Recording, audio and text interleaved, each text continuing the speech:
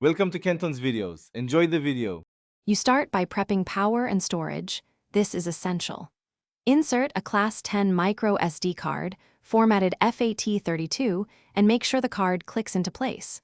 Plug the unit into the 12V accessory outlet or your hardwire kit. This ensures ACC-triggered recording and parking mode when parked. Once done, power the vehicle to activate the dash cam. You'll see LEDs or boot text. Use that to confirm the device initialized correctly and the card is recognized. Now mount and configure. Placement affects footage and legality, so position the camera behind the rearview mirror and level it. This keeps the field of view balanced. Access the settings menu to set date and time, choose resolution and pick loop recording length, 1/3/5 minutes, plus G-sensor sensitivity for impact locking.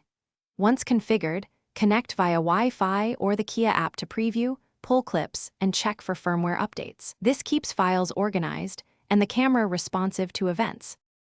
Finish with daily checks and one key troubleshooting tip.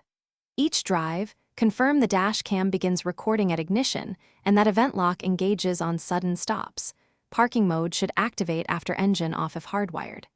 Regularly download important clips to cloud or PC and format the micro SD every month to avoid corruption. If the camera won't power, check the accessory fuse, confirm hardwire kit ground and ACC wires, and swap the micro SD. Corrupt cards are the most common failure. Thanks for watching. Consider subscribing if we helped you.